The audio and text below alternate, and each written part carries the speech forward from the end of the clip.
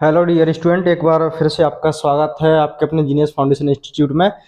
तो आईटीआई का चैप्टर 2 चल रहा था जिसके अंदर मौलिक विद्युत एवं वैद्युतिक पदार्थ। इससे पहले के पार्ट में अपन ने पूरी परिभाषाएं कंप्लीट कर ली थी। अब इस वाले जो पार्ट 7 है, इस पार्ट 7 के अंदर अपन पढ़ेंगे वैद्युतिक पदार्थों के प्रकार। मौलिक विद्युत अपन ने पढ़ ली थी, जो 6 पार्ट तक कंप्लीट हो गई थी। अब वैद्युतिक पदार्थ का वर्गीकरण, तो इसके बारे में अपन पढ़ेंगे। और जो आईटीआई की तैयारी करना चाह रहे हैं, फर्स्ट ईयर की, सेकंड ईयर की, या आईटीआई से आने वाली वैकेंसी की जो तैयारी करना चाह रहे हैं, वो चैनल को सब्सक्राइब जरूर सब्सक्राइब कर लें और वीडियो को लाइक करते रहें और अपने जो साथी हैं उनको वीडियो को शेयर कर दिया करें। तो अब 7वें पार्ट के अंदर अपन पढ़ेंगे वैद्युतिक पदार्थों का वर्गीकरण।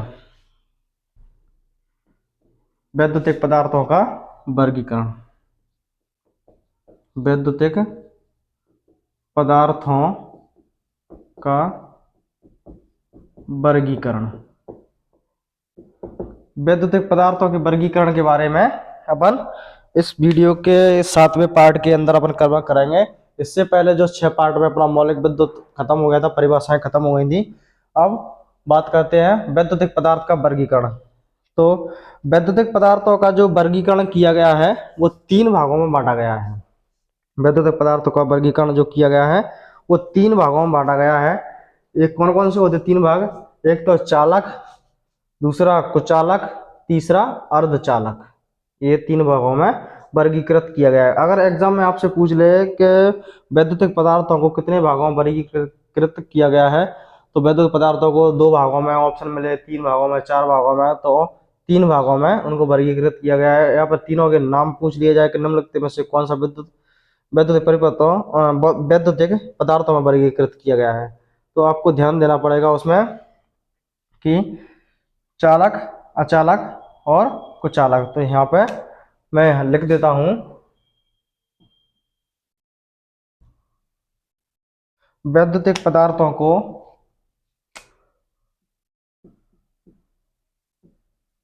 वैद्युतिक पदार्थों को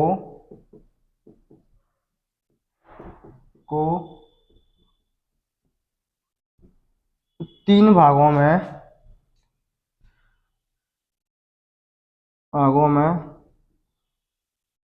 वर्गीकृत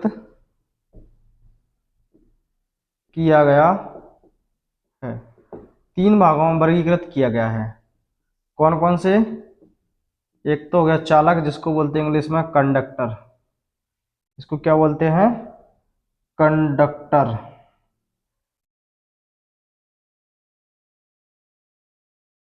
कंडक्टर मतलब जिसमें से लाइट चली जाए।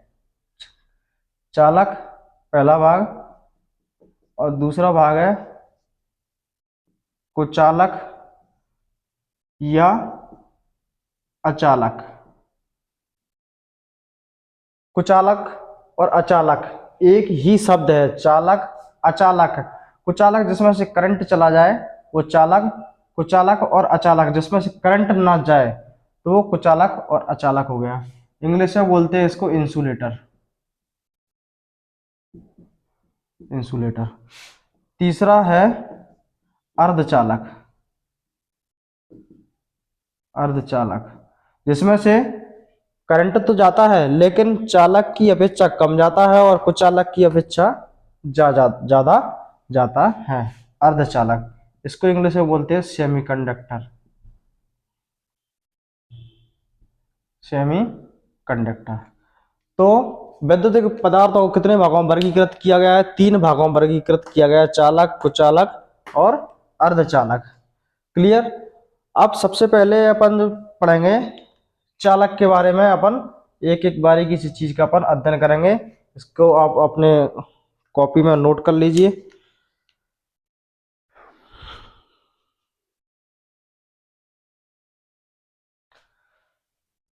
तो सबसे पहले अपन चालक के बारे में पढ़ेंगे। चालक के बारे में पूरा पढ़ लेंगे, उसके बाद हम फिर पढ़ेंगे अचालक के बारे में, मतलब कुचालक के बारे में।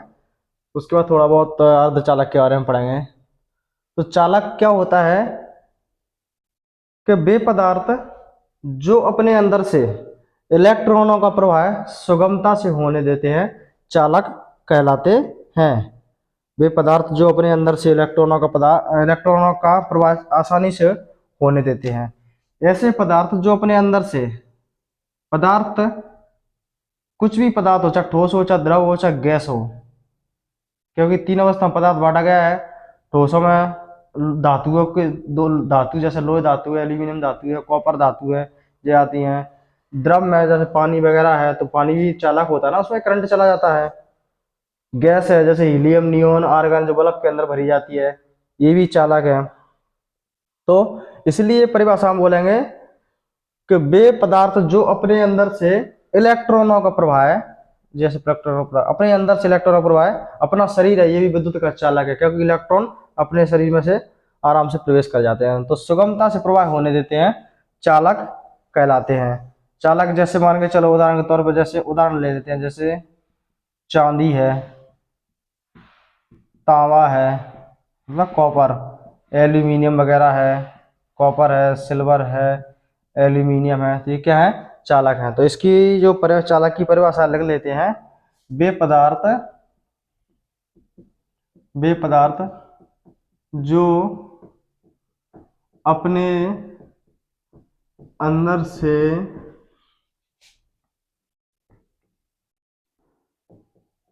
इलेक्ट्रॉनों का प्रवाह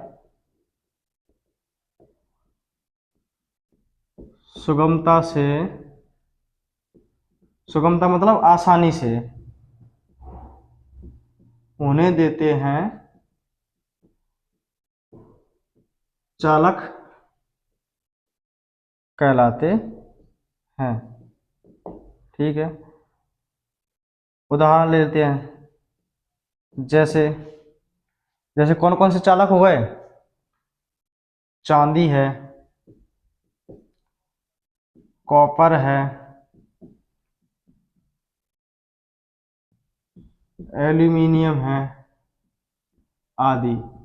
बाकी का अपन विस्तार से पढ़ेंगे, तो उसमें आपको सब ध्यान में आएगा कौन से चालक हैं, कौन से अर्धचालक हैं।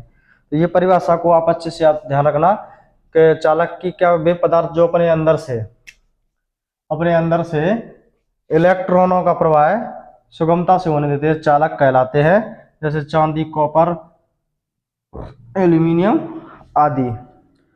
अब इसके बारे में हम बात करते हैं कि एक अच्छे चालक के गुण धर्म क्या है, मतलब एक अच्छा चालक कैसा है, उसका गुण धर्म क्या है, अच्छे चालक के गुण धर्म के बारे में बात करते हैं। तो यहां से एक अच्छे चालक के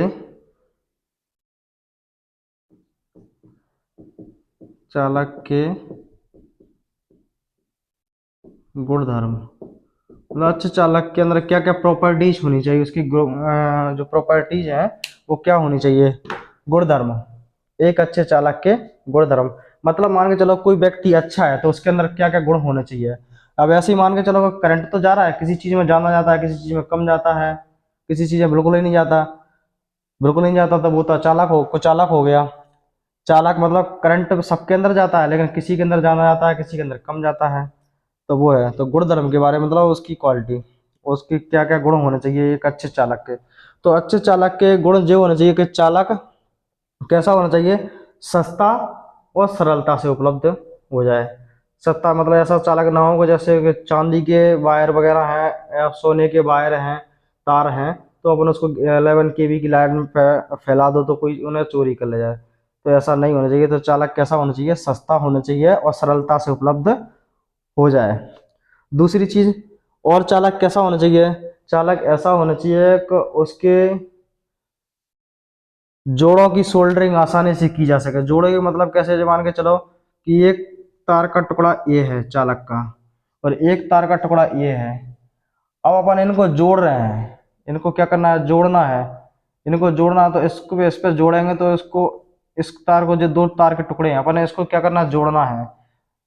तो इनकी जोड़ों की जो सोल्डरिंग है अपन आसानी से कर ही जाए। मतलब जैसे वेल्डिंग नहीं होती, अपन वेल्डिंग वगैरह करवाते हैं तो धातु के लोहे के जो दो पार्ट होते हैं अपन टूट जाता है, तो अपन कहते हैं कि इसको वेल्डिंग कर दो। तो वेल्डिंग एक तरह से क्या हो गई, वो सोल्डरिंग हो गई। तो उनकी सोल्डरिंग आसानी से किया जा सके, उनके जोड़ों की सोल्डरिंग मतलब दोनों पार्टों को आसानी से जोड़ा जा सके। तो दूसरा गुण क्या होना चाहिए कि उनके जोड़ों की सोल्डरिंग आसानी से की जा सके। और तीसरा फिर क्या है कि चालक ऐसा होना चाहिए तन्य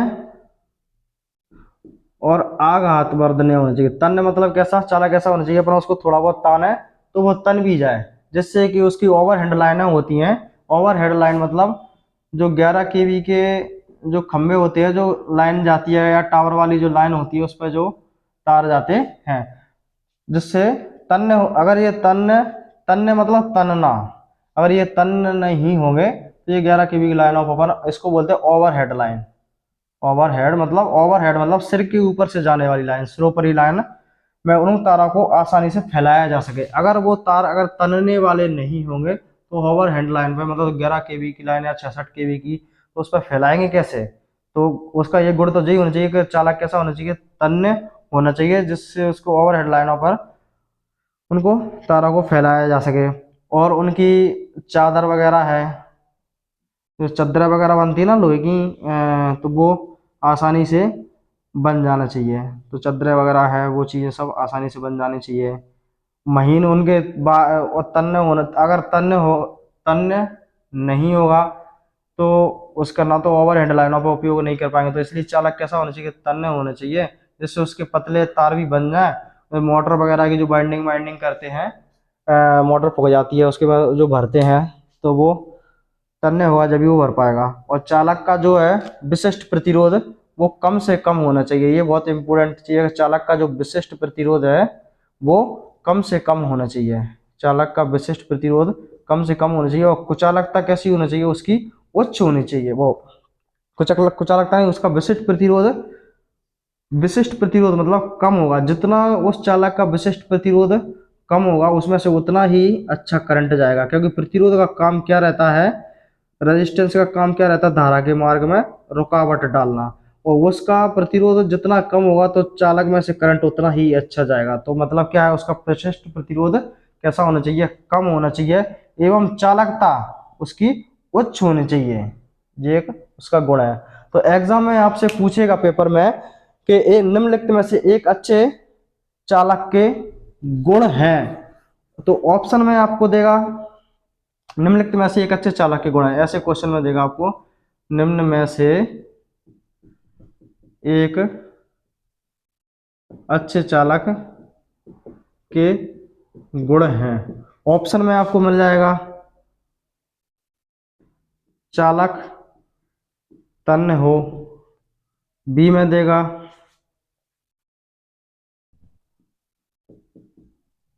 सोल्डरिंग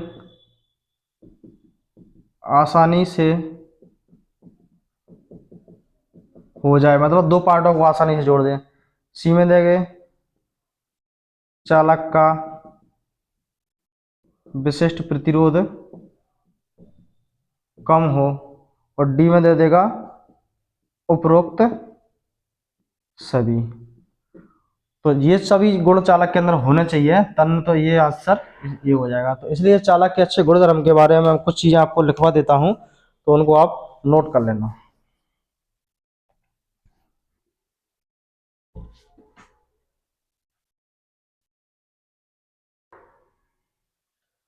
तो ये आपके सामने चालक की, एक अच्छे चालक की कुछ गुण धर्म हो गए, तो मैंने आपको लिख दिए हैं एक अच्छे चालक के गुण धर्म। तो वो मैं आपको बता देता हूं। जैसे कि पहला गुण उसका क्या होना चाहिए, चालक की प्रतिरोधकता एवं विशिष्ट प्रतिरोध बहुत कम होना चाहिए। चालक का प्रतिरोधकता और विशिष्ट प्रतिरोध एक ही बात है। प्रतिरोधकता और विशिष्ट प्रतिरोध मतलब एक ही, कहने का मतलब उनका एक ही है। मतलब प्रतिरोध का काम क्या रहता है, धारा के मार्ग में रुकावट डालना। तो जितना उसके मार्ग में रुकावट कम होगी उतनी ही अच्छा करंट उसके अंदर से जाएगा। तो प्रतिरोधकता उसकी बहुत कम होनी चाहिए और चालकता उसकी उच्च होना चाहिए, पहला। दूसरा चीज है उसके और गुण क्या होना चाहिए, चालक तन्य होना चाहिए, जिससे उसकी पतले तार बनाकर मोटर ट्रांसफार्मर की बाइंडिंग में प्रयोग किया जा सके। फिर चालक ऐसा होना चाहिए कि उसकी सोल्डरिंग मतलब दो तारों को या दो धातुओं के टुकड़ों को अपन जोड़ रहे हैं तो वो आसानी से जोड़ी जा सके। फिर अगला है चालक आघात वर्ध होना चाहिए। मतलब आघात वर्ध मतलब ऐसा कि उसको चोट मोट मारे तो टूटे नहीं वो। तो कैसे होना, जिससे उसकी चादरें पत्तियां आसानी से बनाई जा सके। चालक पर वातावरण मतलब नमी वर्षा का प्रभाव ना पड़े। जैसे क्या चलो ऐसा जो 11 kV की लाइन पे है या 66 kV की लाइन पे जो खम्भे पर जो तार डले रहते हैं, पता चले कि बरसात की नमी से वो मतलब प्रभावित हो गए, उस पर जंग वगैरह लग गई, तो ऐसा नहीं होना चाहिए। तो चालक पर वातावरण नमी वर्षा का प्रभाव नहीं पड़ना चाहिए। तो आपको इन्हीं में से कोई 3 दे देगा कि कौन सा चालक के गुण धर्म है, तो आपको बताना पड़ेगा। ऑप्शन में देगा, डी में दे देगा उपरोक्त सभी। तो यहां से देखना कि चालक का प्रतिरोध या विशिष्ट प्रतिरोध कैसा होना चाहिए, बहुत कम होना चाहिए। एवं चालकता कैसी होनी चाहिए, उच्च होनी चाहिए। दूसरी, चालकता कैसा होना चाहिए, तन्य मतलब तनने वाला, जो खींच जाए जिससे उसके पतले तार बनाकर मोटर ट्रांसफार्मर की बाइंडिंग की जा सके। जहां पे एक चीज और लिखना, ओवरहेड या हिंदी में लिख लो सिरोपरी लाइनों में, सिरोपरी लाइनों में प्रयोग किया जा सके। ट्रांसफार्मर की बाइंडिंग सिरोपरी लाइन में प्रयोग किया जा सके। चालक ऐसा होना चाहिए कि उसकी सोल्डरिंग आसानी से की जा सके, दो टुकड़ों को आसानी से जोड़ ले। चालक आघात वर्धय होना चाहिए। आघात वर्धय मतलब कैसा, थोड़ी सी चोट मारा टूटा फूटे नहीं, तो जिससे उसकी क्या चादरें और पत्तियां आसानी से बनाई जा सके। चालक ऐसा होना चाहिए उस पर वातावरण की नमी की वर्षा की कोई प्रभाव ना पड़े, क्योंकि नहीं तो जो पता चला कि टावर लाइन पर जो हमें पे जो वायर डले हुए हैं तो उनमें जंग लगाया, जंग लग के टूट जाता है, उस पर वातावरण की नमी आदि का प्रभाव नहीं पड़ना चाहिए। तो ये एक अच्छे चालक के गुण धर्म हो गए। अब अपन चालकों के जो है वो प्रकार पढ़ेंगे, या चालकों के प्रकार के बारे में अपन पढ़ेंगे। तो इसको आप पुश करके इसको नोट कर लेना। चालकों के प्रकार के बारे में अपन पढ़ते हैं।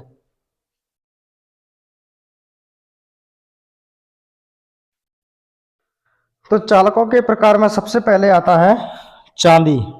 चांदी के बारे में पढ़ेंगे। तो चांदी क्या है, ये चांदी वैसे तो सोने को विद्युत का सबसे अच्छा चालक माना जाता है, लेकिन कहीं यूज ही नहीं किया गया, उसका उपयोग ही नहीं किया गया, तो वो इतना कोई इसका इम्पोर्टेंट नहीं है। लेकिन जो है विद्युत का, अगर सबसे अच्छा आज की डेट में बात की जाए कि विद्युत का सबसे अच्छा और सबसे उत्तम चालक कौन है, तो वो चांदी है। चांदी सबसे विद्युत का सबसे अच्छा चालक है, माना माना जा रहा है। और चांदी की जो चालकता है वो 98% होती है, यानी कि अपने अंदर से जो चांदी का मान के चलो कोई वायर है, तो अपने अंदर से वो इलेक्ट्रॉनों को 98% तो अपने अंदर से इलेक्ट्रॉनों को प्रवाह होने देगा। और 2% उसका जो चांदी का जो प्रतिरोध होगा, चांदी का पूछते हैं विशिष्ट प्रतिरोध कितना होता है, तो बहुत कम होता है। बहुत प्रतिरोध, विशिष्ट प्रतिरोध कैसा होता है, उसकी प्रतिरोधकता कैसी होती है, प्रतिरोधकता उसकी बहुत कम होती है, बहुत कम होती है। तभी तो जो 98% इसके अंदर से करंट मतलब जो इलेक्ट्रॉन फ्लो हो जाते हैं, प्रवाह हो जाते हैं, 2% इसकी जो प्रतिरोधकता है वो पी जाती है। तो सबसे अच्छा चालक चांदी को माना जाता है, जिसकी चालकता 98% होती है, इसकी प्रतिरोधकता कम होती है, बहुत कम होती है। और 20 डिग्री जो टेम्परेचर होता है, पूछता है एग्जाम में कि 20 डिग्री सेल्सियस के तापमान पर चांदी का विशिष्ट प्रतिरोध कितना होता है, मतलब चांदी की प्रतिरोधकता कितनी होती है। तो 20 डिग्री सेल्सियस ये क्या है, ये नॉर्मल रूम टेम्परेचर होता है। रूम का जो कमरे का जो तापमान होता है नॉर्मल, हमेशा वैसे नॉर्मल कंडीशन में 20 डिग्री सेल्सियस रहता है। तो 20 डिग्री सेल्सियस पर रूम के तापक्रम पर चांदी की जो प्रतिरोधकता की बात की गई है वो 1.64 माइक्रो ओम सेंटीमीटर इतना होता है। तो ये चीज है। और चांदी कैसी एक चमकीली, सफेद चमकीली धातु है, चमकीली चमकीली धातु है। और महंगी होने के कारण, मूल्यवान होने के कारण, कीमती होने के कारण इसका उपयोग क्या है, सीमित है। हर जगह इसका उपयोग नहीं करते। जहाँ जनरेटिंग स्टेशन होता है, जहाँ लाइट बनती है, वहाँ पर जो कनेक्शन के जो पॉइंट होते हैं या स्टार्टर या कंडक्टर कनेक्शन के जो पॉइंट होते हैं, वहाँ इनका उपयोग किया जाता है। चांदी की अगर गलनांक की बात की जाए, तो चांदी का जो गलनांक होता है मेल्टिंग पॉइंट 961.8 डिग्री सेल्सियस, मतलब इतना अगर गर्म हो जाएगा तो वो पिघलने लगेगा। तो इसके बारे में मैं आपको नोट करा देता हूँ, इसकी जो जानकारी है वो।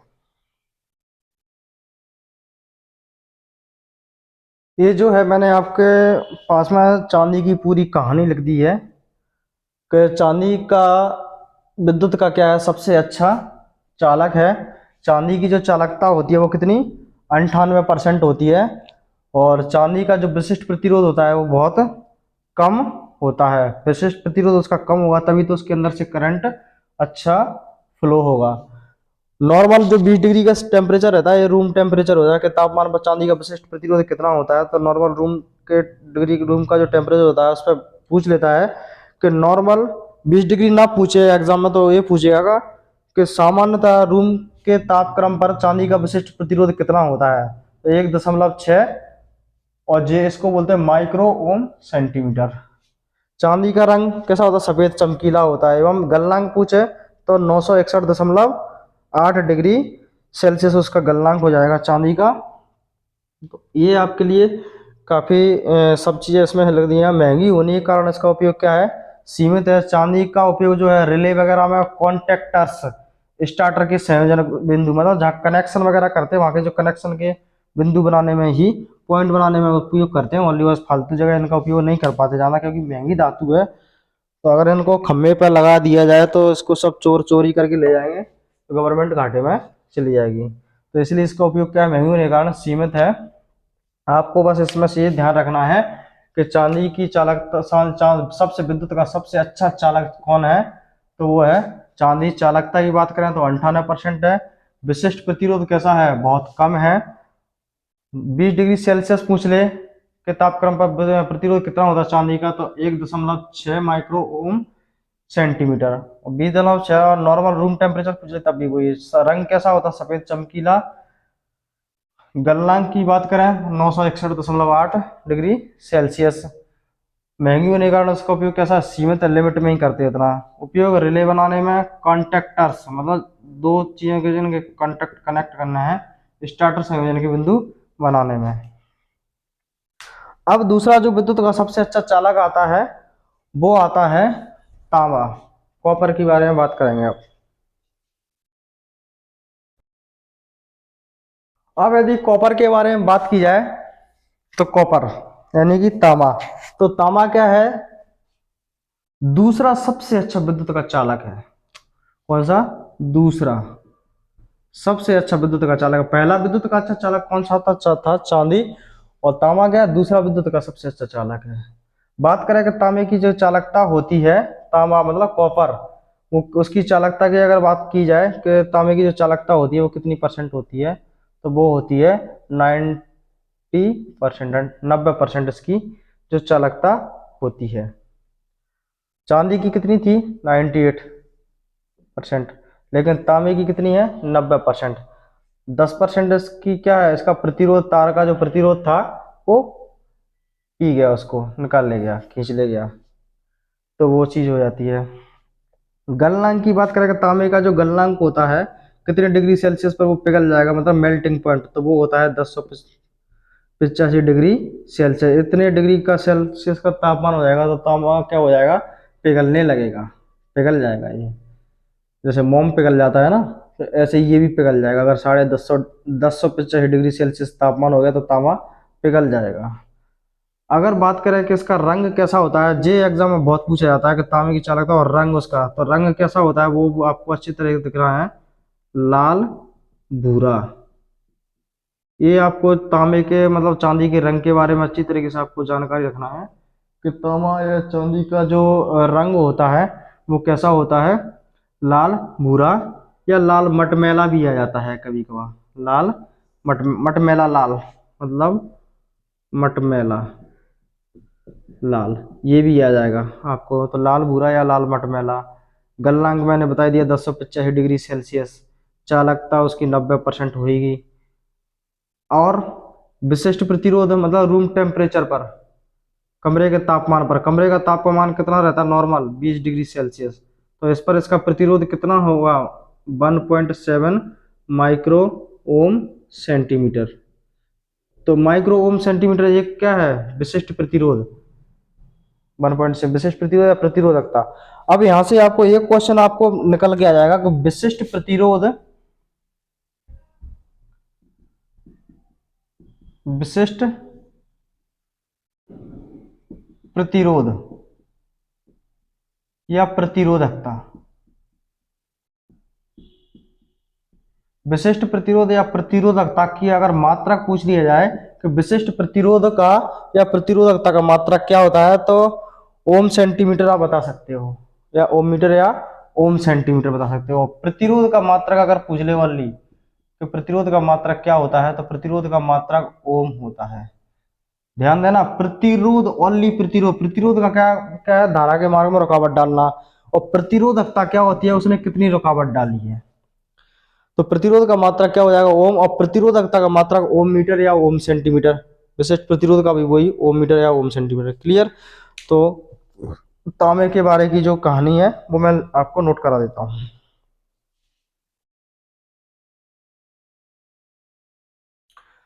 तो तांबे के बारे में मैंने जो समझाया था वो मैंने लिख दिया।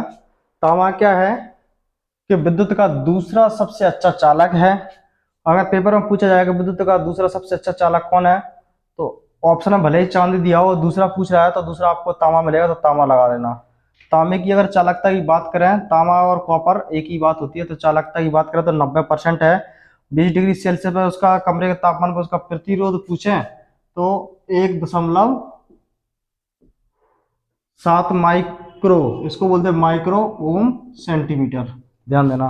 तांबे के रंग पूछा जाता है पेपर में, तांबे का रंग होता है, ऑप्शन दे देगा काला, पीला, लाल, भूरा, पीला, नीला, तो लाल भूरा तांबे का रंग होता है, या मटमैला लाल। तो ये आपको ध्यान रखना है। तांबे का गलनांक 1085 डिग्री सेल्सियस। तांबे का उपयोग कहाँ किया जाएगा, वैद्युतिक तार, केबलें, जो केबल बनाते हैं, जैसे अभी आपके मोबाइल की डाटा केबल होती है, तो वो जरूरी नहीं है कि वो लाइट की बड़ी वाली केबल ही हो। मोबाइल की जो डाटा केबल वगैरह होती है, कैमरे के लिए जो डाटा केबल वगैरह लगा ली जाती है, तो वो डाटा केबल जो हैंड पे लीड वगैरह होती है, तो उसके लिए डाटा केबल जो होती है, बस बार। बस बार मतलब कमरे की जो लाइट फिटिंग होती है, बस बार मतलब होता है कमरे की जो लाइट फिटिंग। कमरे में जो तार उपयोग किया था वो तांबे का ही किया था है, जहाँ तक अच्छी क्वालिटी का वो करवाएंगे, फिटिंग करवाएंगे, तो तारे का तांबे के तार का उपयोग किया जाएगा। बाइंडिंग में रिबाइंडिंग मतलब जो मोटर वगैरह अच्छी क्वालिटी की मोटर, पंखी कूलर की भरना है तो कॉपर की भरवाई जाती है। अर्थ इलेक्ट्रोड, जो अर्थिंग के लिए इलेक्ट्रोड का उपयोग करते हैं, तांबे का करते हैं। तो ये चीज आपको एक बारे में मैंने आपको समझा दिया, नोट कर लेना। अब दूसरी चीज है कि एल्यूमिनियम। एल्यूमिनियम क्या है, तीसरा विद्युत का सबसे अच्छा चालक है। तीसरा चालक के बारे में बात करें तो एल्यूमिनियम क्या है, तीसरा विद्युत का सबसे अच्छा चालक है, ये ध्यान रखना। ऑप्शन में अगर तीन चीजें दे दी और पूछ दिया कि तीसरा विद्युत का सबसे अच्छा चालक कौन है, तो आपको एल्यूमिनियम ही लगाना पड़ेगा। चालकता की बात करें तो 60% होती है। गलनांक की बात करें तो उसका एल्यूमिनियम का गलनांक कितना होता है, 60 डिग्री होता है। तो एल्यूमिनियम का उपयोग कहाँ किया जाएगा, सिरोपरी लाइनों में। सिरोपरी लाइन बोल दो या ओवरहेड लाइन बोल दो। सिरोपरी मतलब सिर के ऊपर से जाने वाली लाइन, जैसे 11 केवी की, 66 केवी की जो टावर लाइन होती है, वो होती है वो सिरोपरी लाइन। सिरोपरी लाइनों में जो तार का उपयोग करते हैं वो एल्यूमिनियम की होता है। मोटर ट्रांसफार्मर की रिवाइंडिंग में भी कर लेते हैं। सिरोपरी लाइनों में एल्यूमिनियम तार को मजबूती प्रदान कराने के लिए, मतलब जो खम्भे की जो 11 केवी की जो लाइन होती है उनको मजबूती प्रदान कराने के लिए, मतलब क्या है उसका मैं यहाँ आपको बता देता हूँ। जैसे ये खंबा है, खंबे पे मान के चलो टावर लाइन आई हुई है, इस तरीके से क्या है, ये टावर लाइन है यहाँ, ये इस पे क्या है, ये तार गए हुए हैं। तो इन तारों को मजबूती प्रदान कराने के लिए, क्योंकि एल्यूमिनियम का रहेगा तो वो टूट जाएगा, तो इनके वो जो बहुत से तार रहते हैं, एक रस्सा सा रहता है, उसके बीच में एक स्टील का तार लगा रहता है। कौन सा, तो मजबूती प्रदान कराने के लिए चालकों के बीच में, मतलब जो बहुत से एल्यूमिनियम के तार रहते हैं उस चालकों के बीच में एक स्टील का तार प्रयोग किया जाता है। पूछते हैं कि सिरोपरी लाइनों में चालकों को मजबूती प्रदान कराने के लिए किस तार का उपयोग किया जाता है, तो आपको ध्यान देना, ऑप्शन बताएगा कॉपर का, पीतल का, तांबे का, तो आपको ध्यान देना पड़ेगा स्टील के तार का प्रयोग किया जाता है, जिसे ACSR नाम, चालक नाम दे दिया गया। कौन सा, ACSR ये नाम दे दिया गया था। ACSR का नाम भी पूछ लेता तो एल्यूमिनियम कंडक्टर स्टील रेनफोर्स्ड, ये आपको ध्यान रखना है। ACSR बहुत पेपर में पूछता है, तो एल्यूमिनियम कंडक्टर स्टील रेनफोर्स्ड, ये आपको अच्छे से याद रखना है। तो एल्यूमिनियम कंडक्टर स्टील रेनफोर्स्ड। तो अगले वीडियो में अपन जो पार्ट 8 पढ़ेंगे उसके बारे में आगे का अपन डिस्कस करेंगे। अगले पार्ट में अपन जो पढ़ेंगे पीतल के बारे में, पीतल जो चालक होता है, लोहा चालक होता है, गैल्वेनाइट जो चालक होता है, टिन सीसा वगैरह है, मैग्नीन है, यूरेका है तो इनके बारे में पढ़ेंगे। तो मिलते हैं अगले वीडियो में, जब तक के लिए जय हिंद, जय भारत। वीडियो को लाइक और चैनल को सब्सक्राइब जरूर कर दिया करें।